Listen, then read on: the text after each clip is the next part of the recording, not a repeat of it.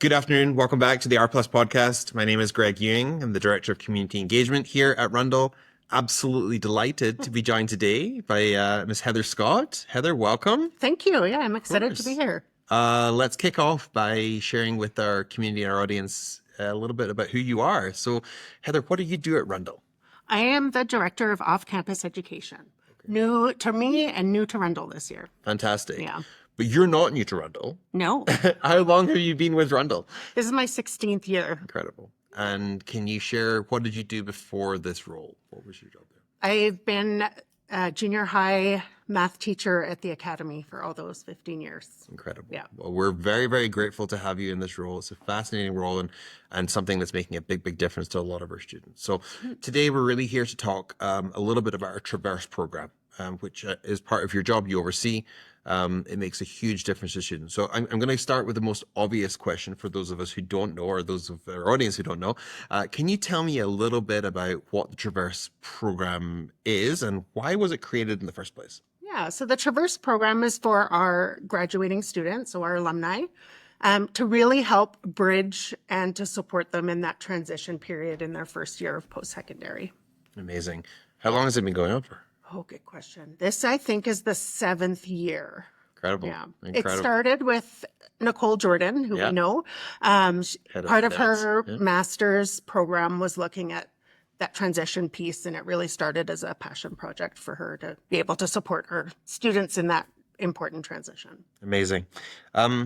You alluded there that some of our graduates face some challenges when transitioning to post-secondary. Can you kind of share a little bit, like, what would those challenges look like? What are some of the typical challenges that our graduates would experience? There's really a wide range of where students struggle or have a moment of unknown in post-secondary, and it's really hard to predict. Parents know their students really well, students know themselves. Rundle really, shoots them off into the post-secondary world with everything they need to succeed. But we know that in that first year, it could be anything that is a struggle. It could be academics. Maybe it's the first time they didn't achieve a mark that they wanted academically, and looking at how we can support them because the learning is so different in post-secondary, helping them navigate all the pieces and the support that's available at post-secondary. It could be centered around wellness. We support students a lot with loneliness, whether they're in residence or whether they're still at home. Loneliness is a really key piece because it's hard to find your people and build community. So we check in and do wellness checks and make sure that they have strategies to make the community connections. A lot of times students maybe are an athlete and helping them with their scheduling for athletics. Maybe they want to look at what internships might be possible, future planning. There's really a wide range where we support and personalize it for each student. I love that. This one really fills my cup. Like it is so amazing. Like, we talk about the K to Forever journey so much. This is really part of the forever piece. Yeah. And I think it's so nice. It's so amazing. And I know how grateful our students are that go through this program. There are other support services, orientation programs. You alluded to some of them there. What would you say is the difference between, what's available to all students at universities or post-secondary and the Traverse? Why is it different? What does it do different? Yeah, what we hear from our alumni is that those services and those orientation weeks and the pieces that post-secondary institutions have are really great, and you should continue to participate in them. And we make sure that we do that as well in the Traverse, is encourage them to attend all of what's available. But what we hear from our alumni is that it really lacks the overarching, holistic, personalized approach throughout their whole journey in that first year. We know our students really well, and there's that connection piece. Selfishly, I like to have the connection where we still get to see the students. It's kind of selfishly, I love that part about the Traverse, being a coach. But that's the biggest piece, is we know those kids, we're specialists in executive functioning. We know where they come from.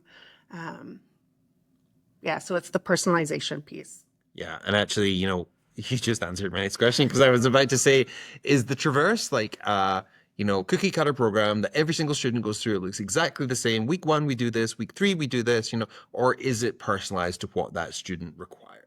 Yeah, it's really the best of both worlds. Yeah. There is a curriculum where we follow and we make sure that we don't forget key pieces at certain times throughout the year. There's a curriculum that we follow that really heavily focuses on the pieces that I mentioned, EF, the wellness, future planning, program supports in their universities. But what's great about it is really personal, because we know that all students are on a different number line, if you will, of their journey, where some people have that organizational skill and the calendar check-in is maybe, 5 minutes and we can really personalize on what that student's looking for. But maybe another student is really early in their executive functioning journey and Right. we spend more time on that piece. And we can definitely pull in other pieces that the student wants to work through. We have a student next year who's already requested that we help support them finish getting their Duke of Ed award. So we'll be able to incorporate that. So, Right. yeah. And those goals can be pretty wide ranging that they'll set with you, right? Yes. From a coach, like all the way from Duke of Ed to, social connection, Yeah. things like that. How does the program ensure, Heather, that our students feel like heard, feel supported, feel empowered throughout that transition? Because we don't want to do it for them, but we want to guide them along the way. How do we make sure that we give them that empowerment there?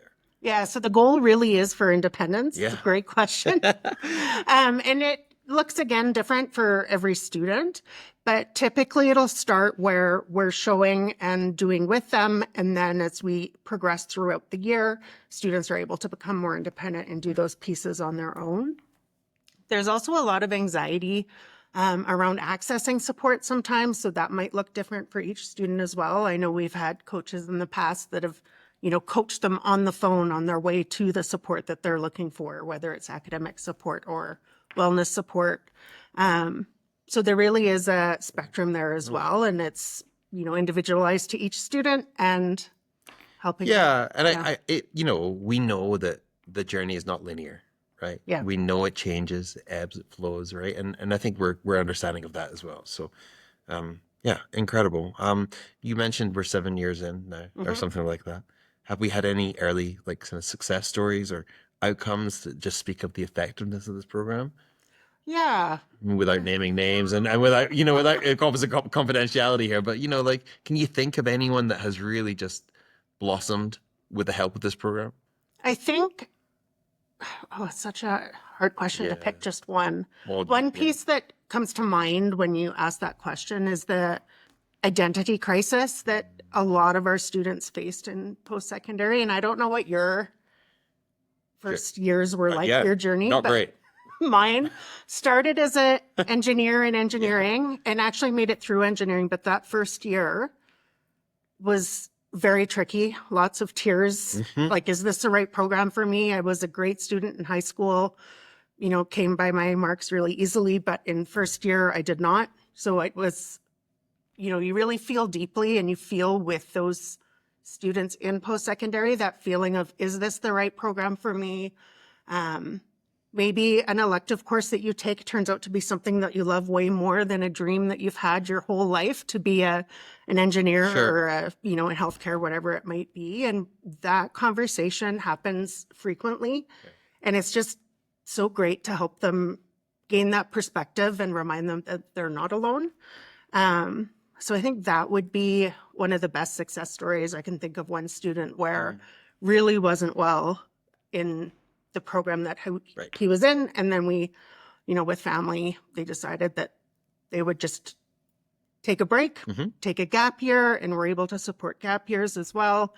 And then was able to reset with a different major the following year. So yeah. I mean, I can speak personally. I tried to drop out of Edinburgh after year 1. My parents were not thrilled about that. And I'm so glad I did not. But I came home after first year of summer saying, I'm going to start my own business. And they said, well, let's talk about that a little bit. Yeah. So that was great. So this resonates a lot with me. And, speaking about parents, you alluded there that, they're a big part of that team that surrounds the student. And, what kind of feedback have we received, or have you received from working with parents as well, like in that program? Yeah, it's really nice for parents to know that they have somebody else that Yeah. can sometimes be asking those, Right. tough questions where you're poking and are you getting these in on time and doing those types of conversations with them. And parents are able to have often more, less academic focused questions with their child. And Right. yeah, Right. And it's really nice, I think, to be able to, I mean, from what I see in the program, to be able to, keep parents' job as the social emotional, the parenting side of things potentially, and leave some of the other stuff over to us. And yeah. yeah, absolutely.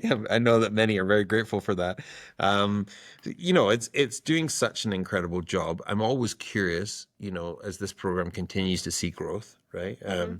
Where do you see this going next few years? Where is it headed? Where's the Traverse headed the next few years? Yeah, it's another great question. I really want to continue to see it grow. The connection that we have, just not only with Traverse, but the connection with our alumni and being able to share those stories and have them come back and help to explain what was great about it. And those pieces with our current alumni or current students would be really great. Expanding it. We've got a new student next year that's looking at taking the Traverse, who's starting his Journey Person certificate right away. So helping support through that journey, really just helping all students and wherever they're headed, and just a chance to check in with them.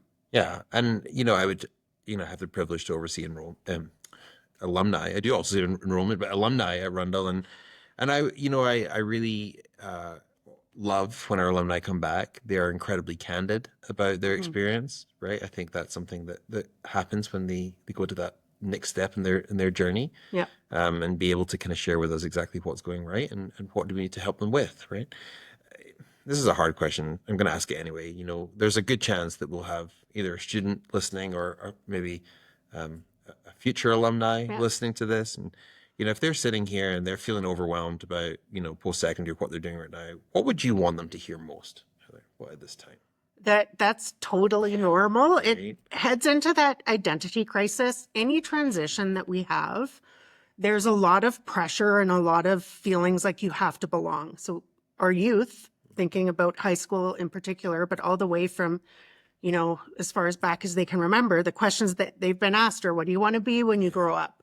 What school do you want to go to? And when you don't have that answer right away, it feels very othering, but in reality, it's quite common. And what I would suggest is to take general studies course where you can really, if you're headed to post-secondary and not sure yet, general studies was a great place to start to kind of test the waters and see what's available. And we have lots of great opportunities in high school for students to help do the same thing, to test the waters and see what they like and what they might not like. Whether it's doing internships, doing work experience programming, or the dual credit courses, the GOA courses. There's lots of spaces within the building now where they can investigate and try new things, and just to voice their concerns. The vulnerability piece is really huge. If you tell somebody you trust that's how you're feeling, you're likely to find that among your peers, among your family members, it's really common. And it's the same thing that we tell our current students. Yes. Share Yes. it, right? You're in a space, you're in a community that cares about you. And someone will know who to point you the right direction to, and then that person will be able to help you. Yeah. I have two questions left. Okay. And my first one is, a lot of our audience might be listening to this thinking, oh my goodness, like this is probably going to be such a game changer for my family or for my student. Who qualifies for Traverse? How do you apply to be a Traverse member? Yeah. So around this time of the year in your grade 12 year, sign up is kind of ending this week. So you've been getting lots of emails if you're a grade 12 parent and student leading up to around this time frame. But at any time, you could reach out to me about the Traverse and ask more questions. One thing that came to mind when you were speaking is really all students can benefit from the Traverse, whether you are, super confident going into post-secondary, you're feeling great about it. It's really the spectrum of all students would benefit. I like to think about the analogy of an athlete, whether you're, starting your first team ever or you're an Olympic athlete, a coach is really valuable all the way through that journey. And I really think of the Traverse as the same thing. We point out blind spots, we check in, celebrate when there's the successes, all those pieces, point them in the right direction. So really, it's all students would benefit from it if you're open to having those conversations and being vulnerable and open and honest. It's a great program for anyone. And we definitely make sure that students and parents know about it as it's coming up. Yeah. Yeah. And you just mentioned that, a lot of information on this program available on our website. Yes. Right, as well. So it's always a really nice place to start.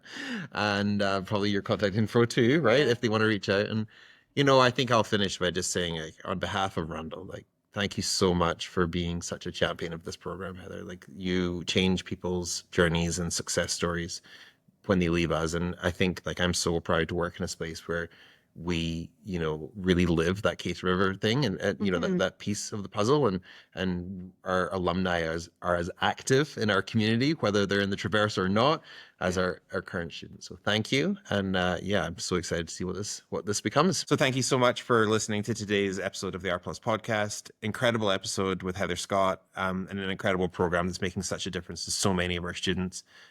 If you would like to learn more, please don't hesitate to head to rundle.ab.ca. If you enjoyed today's episode, again, we encourage you. We really appreciate it if you could just like and subscribe to this podcast. It's really, really awesome. And we'll look forward to speaking to you soon. Take care.